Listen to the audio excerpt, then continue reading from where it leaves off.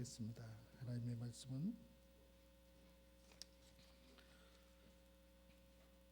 사도행전 2장 41절부터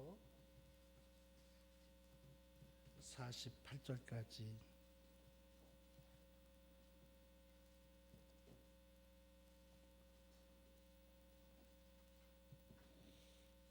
사도행전 2장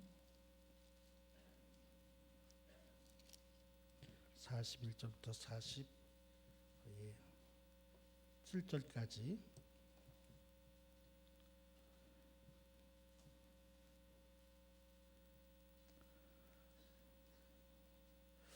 저와 여러분이 한 절씩 교독하고 마지막 절은 같이 읽겠습니다. 그 말을 받은 사람들은 세례를 받음에 이날의 신도의 수가 3천이나 더하더라.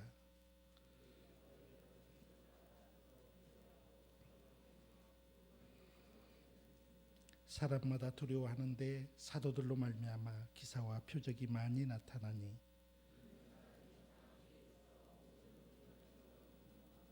또 재산과 소유를 팔아 각 사람의 필요를 따라 나눠주며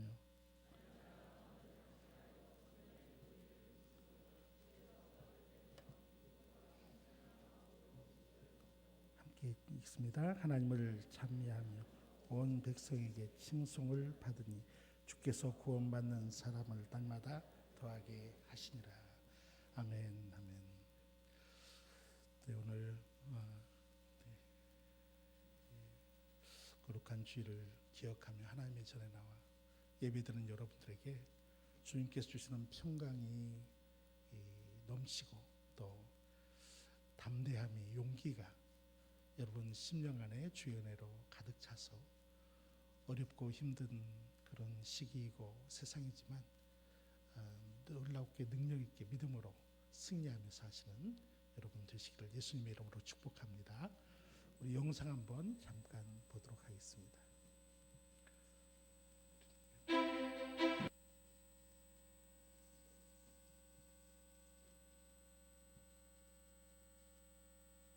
그 교회를 진 적이 없어요. 네. 교회를 진 적도 없고요. 교회 천당을 말한 적도 없습니다. 교회 조직을 만들어서 막 돈을 내라고 한 적이 없어요. 돈을 거둔 적이 없어요. 네. 나를 따르면 죽어서 천당 간다고 한 적도 없고. 그렇죠. 예수를 믿거나 기독교 신앙을 갖는 거하고 교회를 다니는 건 별 관계가 없는 거예요. 그렇죠. 이 예수를 이렇게 활용해서 조직을 만들거나 그 조직으로 생활을 하는 사람들의 필요에 의한 것이지 교회를 나가는 것이 신앙하고 관계가 없다라는 게 이 책에서 굉장히 중요하게 읽히는 겁니다. 신앙을 가진 사람들이 상식이나 이성 또는 그 기본적인 이 과학적인 수준에 기대지 않을 때는 얼마나 독단적이고 폐쇄적일 수 있는가를 이 책을 읽으면서 새삼 느끼게 됩니다. 네. 마가복음이 처음 쓰여졌고 그리고 네. 가장 또 조금 확대 해석 이런 게 좀 가장 덜한 맞습니다. 그런 편한 곳이 나자렛이 아니고 베들레헴으로 만들어진 것도 네. 전부 다 이제 문학적 상상 속에 품위를 높이기 위한 거라는 건데 네. 그 김영호 교수 얘기대로 하자면 이거는 훌륭한 문학서죠. 네. 근데 이걸 액면 그대로 무리를 걸었고 떡으로 5,000명 먹였고 뭐 이런 얘기를 믿어야 되는 게 신앙이라고 한다면 굉장히 이상한 도구만 건데 네. 김영호 교수가 이 나는 예수입니다 책을 통해서 보는 거는 예수라는 게 그 중동 신화에 이렇게 만들어진 인물은 아니고 실제 존재했었다고 이 사람은 믿는 것 같아요. 네. 예수라는 인물이 사실적으로 존재했는데 네, 역사적 예수죠. 예, 그 사실로 존재했던 사람이 사후에 아주 오래 후에 기록이 되잖아요. 네. 그래서 필요에 의해서 문학적으로 많이 채색되고 신화적으로 꾸며진 사실을 2000년이 지난 그것도 극동의 한국인들이 받아들일 때 목사라는 존재를 통해서 매우 편의적이고 자의적으로 재해석돼 갖고 네. 교회에 많이 나오게 하고 헌금을 많이 내게 하고 네. 그것도 지속적으로 여러 명목으로 걷게 하는 그런데 활용하는 예수라면 이건 예수를 잘못 본 거다. 네. 이런 취지를 읽히는 거죠. 김혜란님은 신앙이 없이 성경을 문학서로 읽는다는 것이 의미가 있나요? 이런 질문을 하셨어요. 선생님 저도 마찬가지인데 네. 저는 좀 삐딱해서 그런지 성경을 읽다가 보면요. 네. 너무 좀 이게 말이 안 되는데 그래서 이거 말이 안 되는데 그래서 잘 안 넘어가요. 어떻게 처녀가 애를 낳습니까? 어떻게 조그만 떡으로 5천 명이 먹었는데 배가 부릅니까? 네. 현대 과학의 상식적인 입장에 서서 그냥 우리의 생각이 작용하는 대로 생각을 해봐라. 네. 그러면 뻔히 알 수 있는 거 아니냐. 2000년 전에 인지 수준에 맞춰서 어떤 일들을 하기 위해서 사실은 로마의 압제로부터 벗어나기 위한 수단과 과정으로서 있었던 일종의 종교 활동인데 현대는 현대식 관점에서 재해석하고 필요한 거지 그걸 맹목적으로 믿는다면 그게 도대체 뭐냐. 주 기자도 당장 그러잖아요. 내 상식으로 봤을 때 이상한 거 너무 많은데 그럼 그 상식을 믿는 게 우선이죠. 아무튼 저는 예. 목사님들이 예수 믿었으면 좋겠어요. 그렇죠. 무신론자 목사도 많으니까 예수의 실상을 있는 그대로의 모습을 보고 이분은 이제 신앙을 부정하는 사람도 아니고 개신교를 오히려 굉장히 이제 아끼는 입장에 서서 쓴 책인데 그런데 신학자들이나 목사님들은 싫어해요. 뭐 사업상 문제겠죠. 기자가 되고 순복음교회 네, 사업상 문제겠죠. 예, 여러분 어떻게 보셨습니까? 지금 예전에는 세상이 교회를 그 폄하할 때는 그저 교회의 어떤 행동을 보고 그걸 비난하고 그걸 그 논란의 그 대상으로 삼았는데 여러분 요즘에는 안 그래요.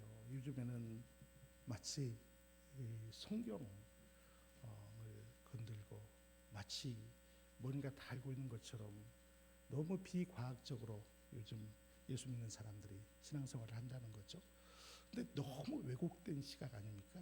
정말 잘못된 그런 그 지식 가지고 예수님이 뭐 사후에 오랜 후에 성경에 기록된다요? 여러분 창세기부터 성경은 예수님을 말하고 있어요. 그렇지 않습니까? 메시아를 대망하면서 계속해서 말씀하신. 그리고 제가 오늘 이 영상을 보여드린 것은 오늘날 교회가 그 이 코로나19로 말미암아 한동안 굉장히 그 사회적인 어떤 비난의 대상이 되었잖아요. 신천지 그 잘못된 이단으로 말미암은 어떤 그 부분이 우리 교회에 이르기까지 똑같이 보는 거죠. 그러면서 국민들의 어떤 그런 정서를 매스컴에서 또 언론에서 그렇게 얘기를 하니까 이제는 직접 이렇게 마치 교회를 부정하는, 교회 자체를 부정하는, 예수님이 있었지만 예수가 교회를 만들지 않았다. 교회는 교회를 운영하는 사람들의 편의를 위해서 그래서 조직을 만들고 그 조직을 운영하기 위해서 필요한 그런 그 재정이 필요하니까 헌금을 내라 하고 목사의 활동을 사업상 문제라고 그렇게 얘기하지 않습니까? 목사가 사업자가 되는 그런 모습으로 폄하하고 그렇게 왜곡하며 방송 내 이렇게 내보내는 모습을 보면서 정말 우리 교회가 이런 일을 바라보면서 거룩한 마음에 주님의 마음으로 의문을 품고 우리가 그렇지 않다는 것을 우리의 교회의 모습을 통해서 다시 한번 세상에 보여줘야 되겠다. 부끄러움도 느끼고요. 세상이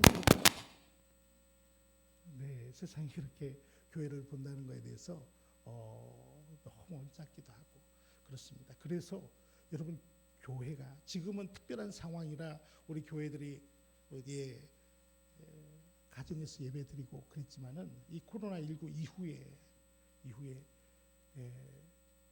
그 무교주의적인 그런 신앙인들이 늘어난다고 하잖아요. 꼭 교회를 나가야 신앙생활 할 수 있냐? 혼자서도 신앙생활 할 수 있다. 무교주의 신앙 이게 그 예전부터 있어 왔어요. 그런데 우리나라는 아주 극히 미미했는데 다시 한번 이 코로나19 사태를 통해서 지금 드러나는 그래서 이 교회론이 다시금 새롭게 부각되는 그런 시기에 있다고 생각합니다. 그래서 여러분들에게 지금 몇 주에 걸쳐서 왜 교회를 하나님께서 허락하시는가? 왜 예수 그리스도께서 베드로에게 내 위에 교회를 세우겠다고 말씀하시고 그리고 초대 교회를 시작하게 하셨는가? 아니 어쩌면 교회라는 넓은 의식 그 의미로 보면은 이미 하나님께서 아브라함을 통해서 교회를 세우셨죠. 그리고 출애굽할 때 그 광야에서 그 성막을 중심으로 모여서 그 하나님의 음성을 듣는 그런 광야 교회가 있었고요. 그러나 교회가 어떤 의미인지 여러분 우리 예수 믿는 사람들도 분명히 그 부분에 대해서 확립하고 있지 않으면 우리의 믿음에 분명한 교회에 대한 그런 신앙이 믿음으로 같지 않으면 세상 사람들이 저렇게 말할 때 믿는다고 하는 사람들도 흔들리는 거예요. 교회는 어떤 곳입니까? 그래서 첫 번째 교회는 예배드리는 곳입니다. 그렇죠? 교회가 몸이라면 예배는 심장과도 같다. 여러분 예배가 교회의 생명이라고 그랬습니다. 여러분 예배 없이 다른 것 봉사하고 섬기고 헌금하고 선교하고 다 할 수 있어요. 하나님께서 원하시는 그 신령과 진정한 예배를 드리지 않으면서 그런데 그거는 생명이 없는 그런 신앙 생활과 똑같죠. 생명이에요. 교회의 생명은 바로 예배다. 심장과도 같다. 그리고 또 뭘 말씀드렸습니까? 오라 말씀하시고 그 다음에 가라 하시잖아요. 사명을 부여하셨어요. 땅끝까지 이르러 내 증인이 되라. 그러면서 전도의 사명, 선교의 사명을 주셨어요. 교회는 가는 그런 곳입니다. 하나님께 오라 주님 앞에 와서 위로받고 수고하고 짐진 자야 내가 너희를 쉬게 하리라. 위로해 주시고 고쳐주시고 치유해 주시고 은혜 주셔서 이제는 가라 땅끝까지. 그래서 사명을 받은 곳 전도와 선교하는 곳이 교회고요. 그 다음에 세 번째 여러분 기억나세요? 어린이 주일에 우리가 말씀드렸죠. 부지런히 가르쳐라. 교육하는 곳 하나님의 말씀을 가르치고 또 선포하고 또 배우는 곳이 교회이고요. 그 다음에 지난주에 어버이주일이었죠. 교회는 어떤 곳이에요? 섬기는 곳, 봉사하는 곳. 여러분 하나님과 나와의 관계만 중요하지 뭐 내가 굳이 뭐 봉사해야 될 필요 있나? 여러분 그런데 성경에 보면 서로 대접하고 서로 섬기고 서로 봉사하라고 말씀합니다. 그리고 하나님께서 우리에게 주신 그 선물 뭐요? 은사를 가지고 봉사하는 거예요. 여러분 그 봉사를 통해서 우리의 은사가 더 개발되고요. 그 은사를 통해서 섬기는 봉사하는 모습을 통해서 하나님께서 기뻐하시고 우리의 믿음이 자랍니다. 그래서 교회는 봉사하는 것 하나님께 감당하지만 교회에서 감당하지만 서로가 서로를 위해서 봉사하지만 세상을 향해서 봉사하고요. 또 그래서 부모님을 향해 섬기는 그곳. 그리고 오늘은 뭡니까? 오늘 제목이 코이노니아 생소한 말 같지만 헬라어인데 이것은 교회론에 나오는 그 세 가지 중요한 그러한 그 부분 중에 하나입니다. 캐리그마라는 말이 있고요. 캐리그마는 말씀 선포하는 것입니다. 교회는 하나님의 말씀 선포되는 곳이다. 그리고 디아코니아라는 말이 있어요. 그거는 지난주에 말씀 함께 나눴듯이 봉사하는 곳, 봉사가 있는 곳이 교회다라는 거고요. 그리고 코이노니아라는 말은 서로 교제하고 사귐이라는 뜻입니다. 교제하고 사귐이 있는 곳이 교회다라고 말씀합니다. 하나님께서 교회를 통해서 하나님의 자녀들이 하나님의 백성들이 서로 교제하고 사귀기를 원하셨어요. 그래서 주님의 기쁨이 우리 안에 가득하게 하시고 주님의 은혜가 서로가 서로에게 그 교제와 또 친교를 통해서 임하게 하는 하나님의 위로가 임하고 하나님의 그 주시는 행복이 임할 수 있도록 경험할 수 있도록 이 코이노니아를 허락해 주셨습니다. 여러분 오늘 본문의 말씀에 보면은 초대 교회가 어떻게 시작되고 그 마가의 다락방에서 그 성령의 놀라운 그런 시험을 한 제자들이 또 특히 베드로가 하나님의 말씀을 선포하고 전할 때에 하루에 3,000명씩 예수 믿는 그런 놀라운 역사들이 일어나고 있죠. 그러면서 교회가 세워지는데 오늘 이 46절에 보면은 어떤 일들이 일어납니까? 날마다 우리 46절 같이 한번 읽겠습니다. 시작. 날마다 마음을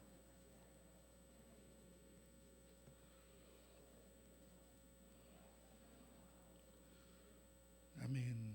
네. 날마다 마음을 같이 하여 성전에 모이기를 힘썼다. 성전에 모이기를 힘썼다라고 말씀하고요. 그리고 집에서 떡을 떼며 기쁨과 순전한 마음으로 음식을 먹었다. 그래야 합니다.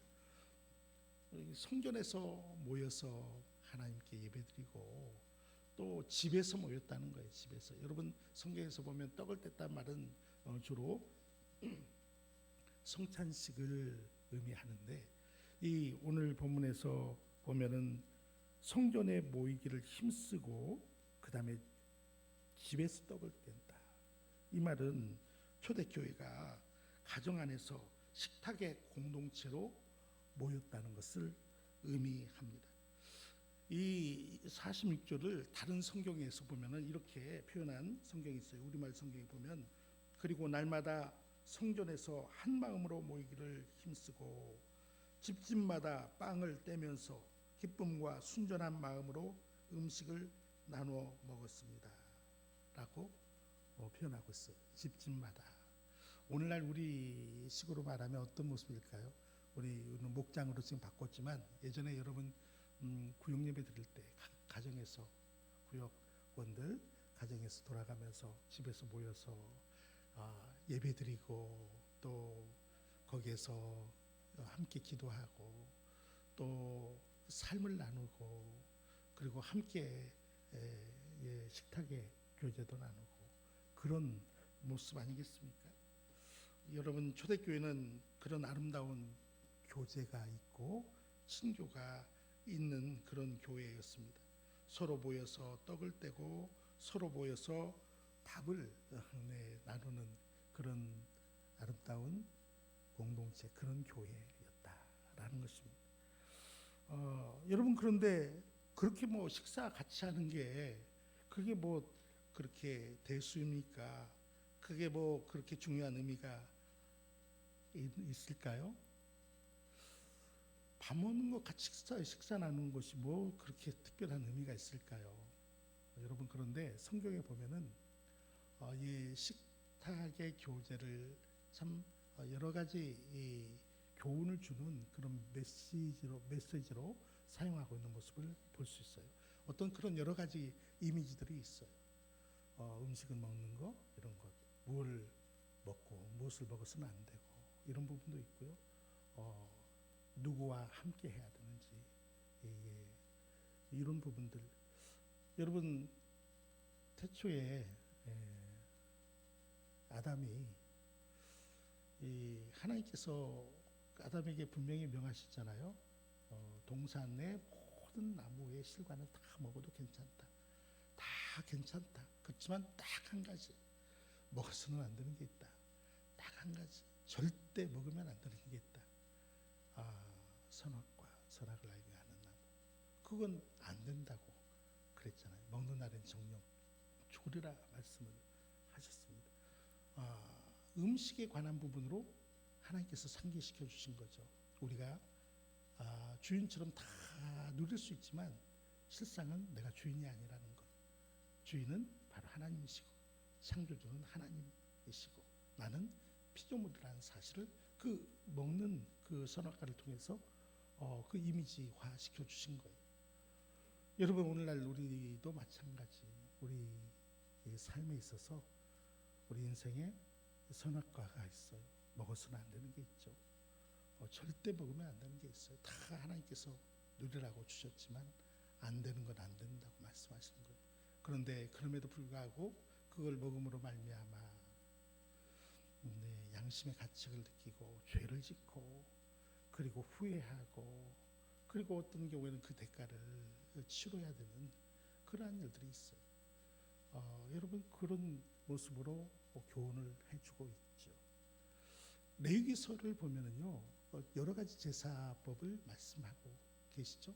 그런데 그 중에서 화목제에 대해서 하나님과 화목하다는 게 얼마나 귀한 축복입니까? 부모와의 관계가 아주 좋다면 그리고 내 부모는 능력 있는 분이라면 여러분 그 다음에는 어떤 일들이 있을까요? 여러분 그 하나님과 화목제를 드릴 때는 그런데 이 제물을 가져와서 제물을 이제 어떻게 하게 돼 있어요? 다른 제사는요 번제들은 다 태워서 하나님 앞에 다 올려드려요.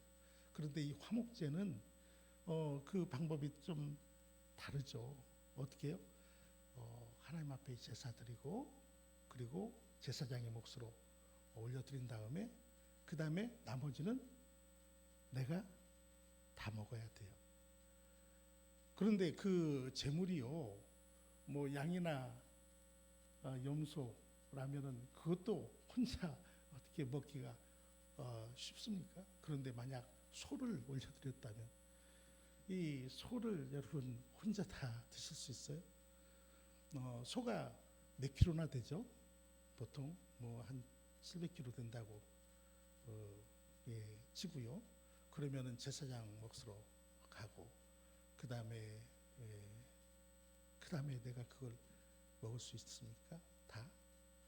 그것도 소원제나 이런 그 자원제 같은 경우는 다음 날까지 먹을 수 있었지만은 감사제는 바로 당일날 먹어야 됐거든요. 화목제 중에서 감사제는 당일날 다 먹어야 돼요. 그걸 어떻게 먹을 수 있어요? 그러니까 부지런히 나누는 거예요. 부지런히 뭐 가족뿐만 아니라 친척들에게 다 나누고 또 이웃들에게 나누고 또 모르는 사람들에게도 나눠주고 그리고 그래도 남아있는 걸 어떻게 해요? 그걸 어떻게 자처리해요? 그러니까 내 주변에 있는 사람들 가운데 다 나하고 관계가 좋은 게 아니잖아요. 불편한 사람들 있잖아요. 사이가 안 좋은 사람들 있잖아요. 감정이 좀 어긋나 있는 분들이 있잖아요. 그분들에게도 가는 거예요. 가야 되는 거예요. 여러분 이 화목제의 의미가 바로 그거예요. 하나님께서 그걸 원하셨어요. 그래서 나눠주는 거예요. 내가 이번에 화목제를 하나님께 드렸는데 하나님께 올려드리고 제물 이내 내가 자네에게 좀 불편한 그런 마음을 안겨줬다면 이해하고 용서하게나 우리 가깝게 지내세요 하면서 나눠주는 겁니다. 여러분 그렇게 나누어 주는 거예요. 하나님께서 예배를 통해서 이 관계를 회복할 수 있는 장치를 만들어 주신 거예요. 여러분 이 예배가 바로 음식을 먹는 거를 통해서 지금 우리에게 교훈해 주고 있잖아요. 그런 이미지를 우리에게 주시면서 여러분 예수님도 마찬가지죠. 예수님도 십자가 지기 전에 제자들과 함께 만찬을 나누시거든요. 그래서 최후의 만찬이라고 합니다. 여러분 마지막 식사예요. 마지막 식사. 이제 그 식사하고 이제 잡혀가시는 거예요. 십자가 지기 위해서. 그런데 그 식탁에 누구와 함께 식사를 하고 있습니까? 예수님의 제자들과 함께. 여러분 정말 마지막 식사. 내 생의 마지막 식사. 정말 중요한 그런 시간 바로 누구와 제자들과 함께 식사를 하고 있어요.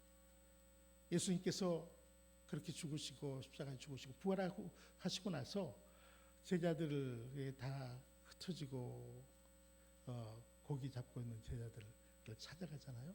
디베랴 그 호수에서 광야에서 디베랴 호수 바다에서 그리고 이 물가에서 예수님께서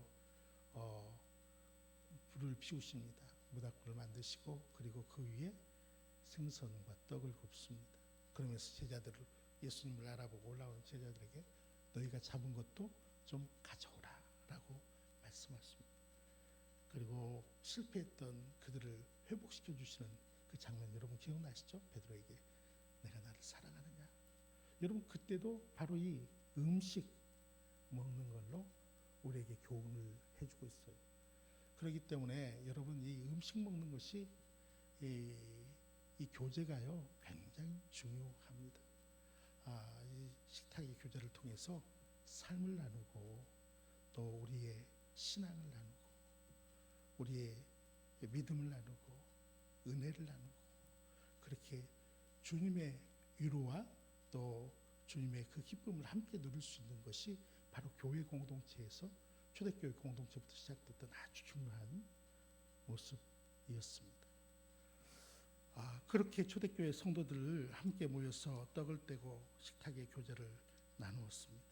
서로 사랑을 나누었고 그러다 보니 그 결과로 어떤 일들이 생깁니까? 음식을 나누고 함께 식탁의 교제를 나누고 그랬는데 그러다 보니까 44절과 45절 말씀에 보면 우리 한번 같이 한번 읽어볼까요? 44절 45절 시작. 믿는 사람이 다 함께 있어 모든 물건을 서로 통용하고 또 재산과 소유를 팔아 각 사람의 필요를 따라 나눠주며 아멘. 예, 음식을 나누고 함께 이야기하고 또 은혜를 나누고 그러다 보니까 그 상대방의 어려운 얘기도 듣게 되고 또 상대방의 필요도 알게 되고 그러다 보니까 내가 가지고 있는 것 있는데 이거 내 거 줄게. 그러면서 필요를 서로 채워주는 거예요. 도움을 주는 거예요. 어떤 경우는 내 거를 팔아서 좀 나눠주기도 하는 거예요. 그런 일들이 있게 되는 거예요. 재산과 소유를 팔아 각 사람의 필요를 따라 나눠주고 서로 모든 물건을 서로 통용하고 함께하고 그런 일들이 생겨나기 시작합니다. 여러분 얼마나 아름다운 모습입니까? 그런데 이것이 어떻게 가능합니까? 이런 일이 어떻게 있을 수가 있습니까? 아마 모든 사람에게 다 그러지는 않았을 거예요. 근데 초대교회가 시작하면서 그렇게 초대교회의 모습 가운데 참 중요한 모습으로 이 모습이 있었던 것 같아요.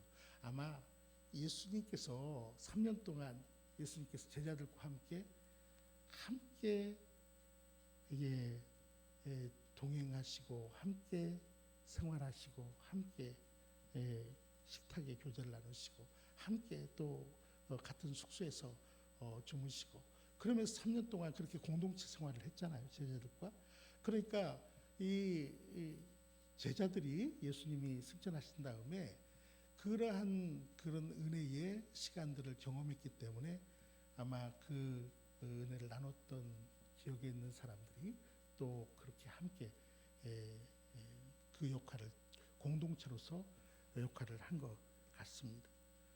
여러분 교회가 그렇게 시작되었다는 사실입니다. 그리고 그렇게 될 때에 놀라운 그런 역사가 일어나는데 초대교회가 더욱더 굳건하게 서가는 그리고 더욱더 부흥해 가는 더욱더 하나님의 복음이 널리 전파되어지는 역사가 일어났다라는 것입니다. 여러분 그렇습니다. 우리가 식탁의 교회는 교제와 신교가 있어야 됩니다. 하나님께서 원하시는 것은 교회가 잘 연합하고 하나 되는 거예요. 그러기 위해서는 무엇보다도 절대적으로 필요한 게 화목인 거죠. 화목. 여러분 아무리 큰 일을 하고 아무리 위대한 일을 한다고 해도 교회가 어떤 문제로 서로 나눠지고 다투고 싸우고 분열이 되면은 그것 가지고 하나님께 영광을 올려드릴 수 없는 거죠. 여러분 그런데 우리가 약해요. 우리가 약하기 때문에 오늘 이 초대교회의 모습이 계속해서 진행이 되면 좋은데 그러지 못하는 모습들이 참 많이 기독교 역사, 교회 역사 가운데 나타나게 되죠. 특별히 성경에도 보면은요, 그 개인적인 어떤 욕심 때문에 이러한 모습이 깨어지는 모습이 나옵니다. 사도행전 5장에 보면 아나니아와 삽비라, 오늘 지금 우리가 2장 보고 있지만 이 5장에 보면은 아나니아와 삽비라가 자신의 재산을 그렇게 교회 앞에 드린다고 해놓고 마음에 욕심이 생겼어요. 차라리 그냥 그렇게 하지 말지. 그 마음에 그 욕심이 생겼어요. 사람들을 보니까 섬기는 모습을 보니까 존경받고 참 귀하고 하나님께서 영광 받으시는 모습을 보고 나도 저렇게 한번 했으면 좋겠다 했는데 그 마음에 욕심이 있는 거예요. 사단이 그 욕심을 불어넣어 준 거죠. 그래서 결국에는 참 안타까운 그런 결말을 맞이하게 되죠. 사도행전 또 6장에 보면은요 어떤 일들이 있습니까? 구제하는 부분에 있어서 뭔가 다툼이 일어나기 시작해요. 초대교회가 서로 구제하고 과부들이나 어려운 그런 가난한 자들 돕는데 자꾸 이 히브리파 유대인들은 그렇게 돕는데 헬라파 그 과부들, 헬라파 그 어려운 자들이 자꾸 그 구제 명단에서 빠지는 거예요. 그러니까 그것 가지고 서로 갈등이 생기죠. 왜 누구는 주는데 왜 나는 안 주냐? 왜 누구는 더 좋은 것 주고 나는 이것 주느냐? 왜 누구를 먼저 주고 나는 그 다음에 주느냐? 뭐 여러 가지 갈등의 요소가 있을 수 있죠. 이런 일들이 왜 생깁니까? 사단이 교회가 친교하지 못하도록 하나님의 사랑 안에서 교제하지 못하도록 방해하기 때문에 우리의 약함을 이용해서 그렇게 문제를 일으키고 갈등하게 만들죠. 여러분 사단은 바로 그렇습니다. 그 종교 지도자들에게 사단이 그런 마음을 주었죠. 그래서 예수님을 공격하는데 어떻게 공격합니까? 누가복음 7장 34절에 보면은 이런 말이 있습니다. 누가복음 7장 34절 제가 한번 읽겠습니다. 인자는 와서 먹고 마심에 너희 말이 보라 먹기를 탐하고 포도주를 즐기는 사람이요 세리와 죄인의 친구로다 하니.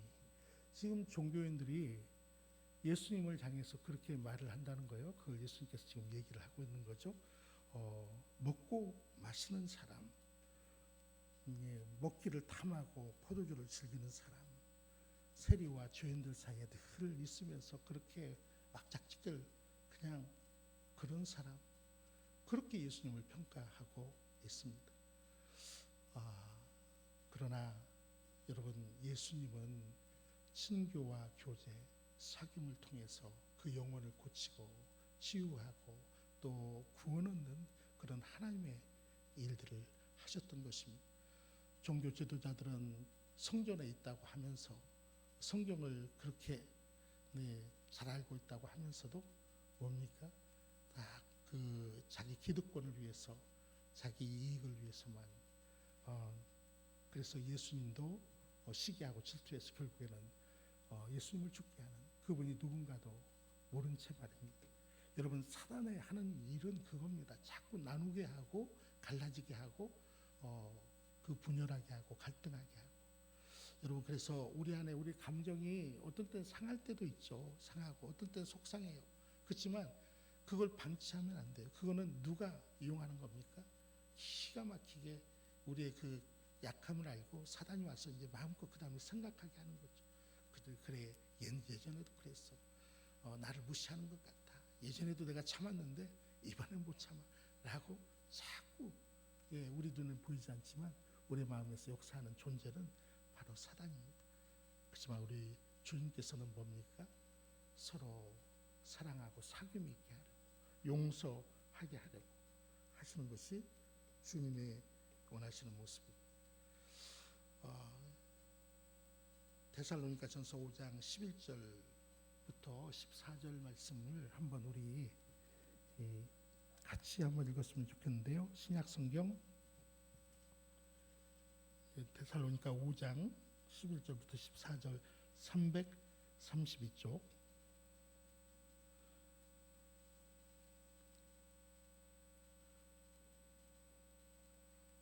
같이 한번 읽겠습니다. 그러므로 피차 권면하고 서로 덕을 세우기를 너희가 하는 것 같이 하라.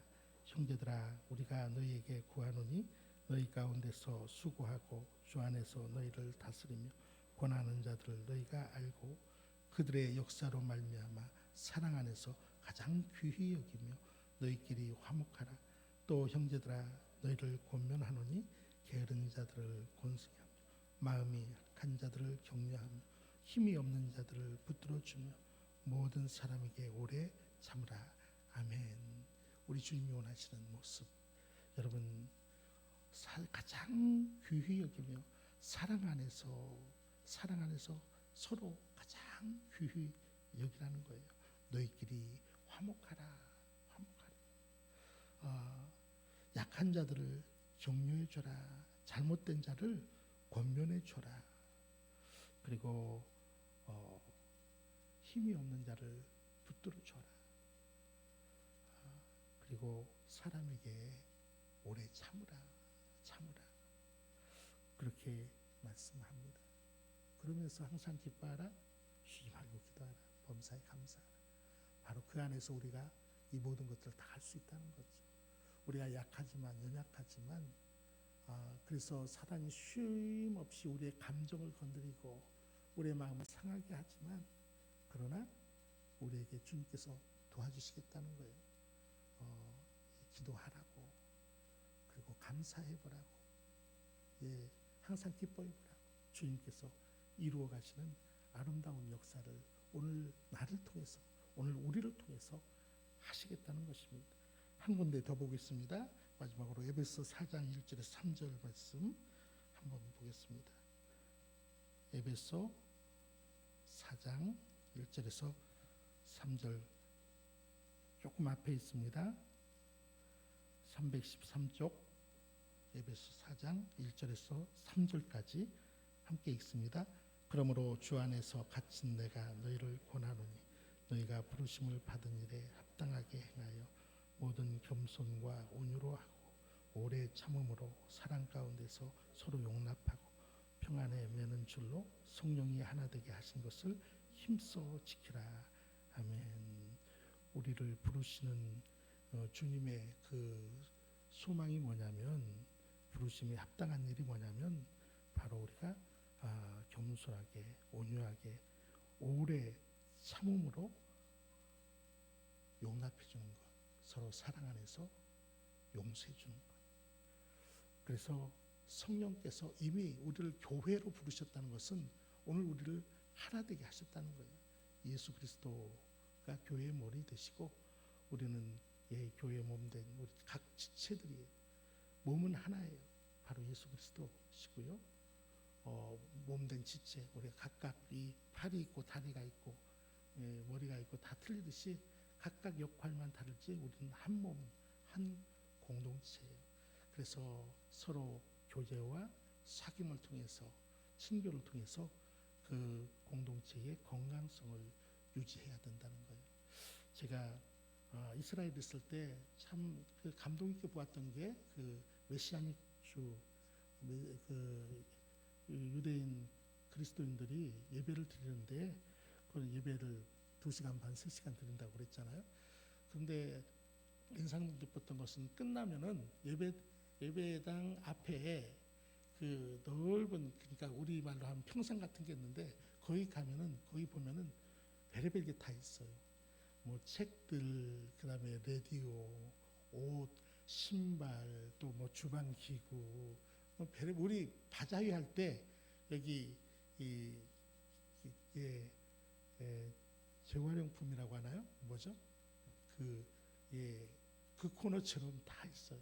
그게 뭐냐면 성도님들이 가져온 거예요. 집에서 내가 지금은 필요하지 않은 것, 그렇지만은 누구에겐가는 필요할 수 있는 것, 그것을 가져오는 거 잘 손질해 가지고 가져오죠. 그러면 거기에서 다 필요한 것을 가져가는 거예요. 서로 통용하고 그렇게 나누어 함께 사용하는 모습이 마치 초대교회의 모습과 같다라는 생각을 했어요. 그리고 제가 그때 그런 생각을 했던 기억이 나요.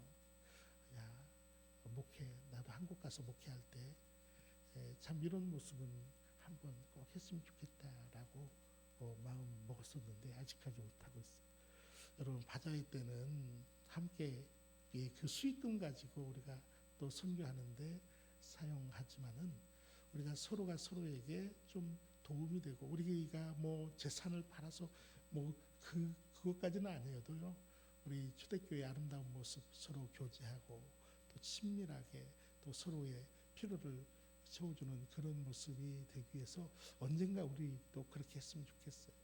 지금 우리 손녀에게 우리 교회 어느 집사님이 뭐 이름 말해도 되겠죠. 수인이가 쓰던 그런 보행기며 또 뭐 뭡니까 또 이렇게 그 어떤 여러 가지 그걸 갖다가 그 주셔가지고 썼던 거를 지금 노은이가 손녀가 잘 쓰고 있고요. 또 우리 손녀가 입던 옷을 그 옷이 상당히 되더라고요. 그걸 며느리가 잘 포장을 하더라고요. 엊그제 보니까 상당히 돼요. 왜 그런가 했더니 거의 곧 태어날 아기 태어났다고 했던가요?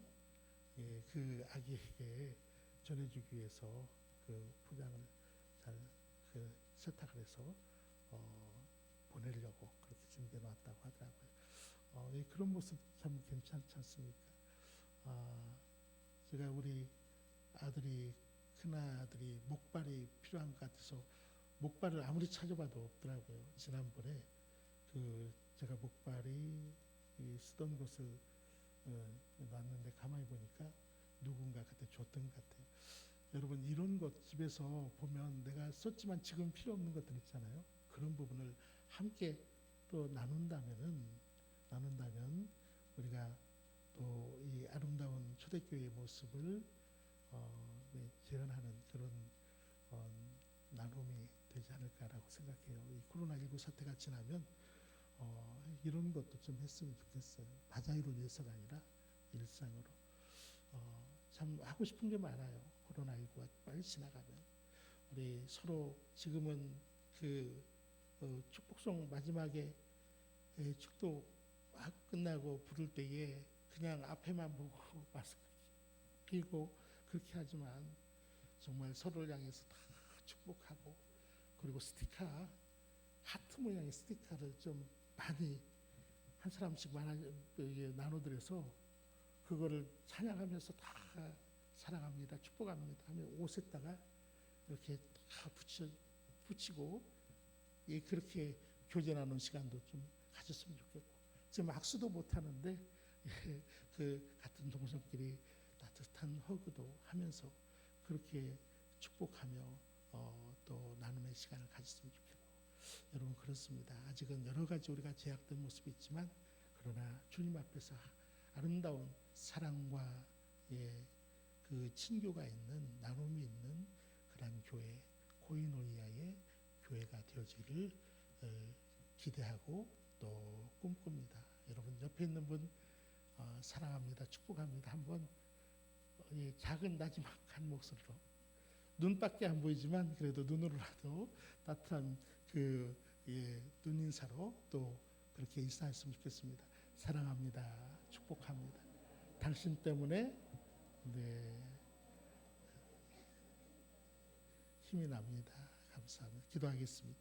하나님 아버지 오늘 우리 교회를 통해서 주님께서 보시고자 하는 코이노니아의 모습을 말씀해 주심을 감사합니다.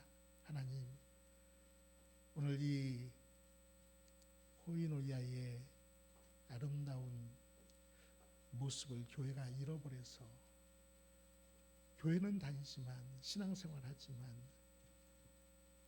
오히려 상처를 교회 안에서 입고 마음이 불편하고 힘들고 또 갈등이 있고 그러므로 말미암아 교회가 빛을 잃고 오히려 능력을 잃고 세상으로부터 그렇게 교회의 존재 가치를 폄훼당하는 그러한 모습이 되어진 걸 고백합니다.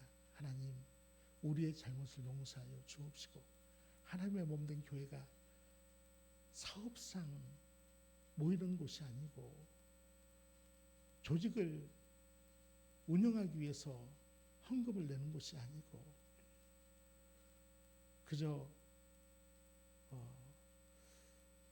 우리의 모임을 통해서 세상 앞에 구별된 그런 단체인 것처럼 모임인 것처럼만 보여지는 그런 교회가 아니라 얼마나 사랑이 많고 얼마나 위로가 되고 얼마나 힘을 얻고 또 얼마나 우리의 삶이 바뀌어지며 세상을 섬기는가. 우리 교회의 이 친교와 또 교제를 통해서 시작되어지는 아름다운 그런 열매들을 통해서 보여줄 수 있는 교회가 되게 하여 주옵소서. 우리 성도님들의 마음을 주님 다 어루만져 주시되 서로가 서로에게 하나님의 손이 되게 하시고 또 하나님의 그 말씀이 되게 하여 주셔서 큰 용기와 힘을 얻는 귀한 은혜의 역사들이 우리 은진교회 안에 많이 있게 하여 주시옵소서. 그래서 세상을 축복하는 공동체, 세상에 복이 되는 전주 은진교회 되게 하여 주시옵소서. 예수님 이름으로 기도드립니다. 아멘.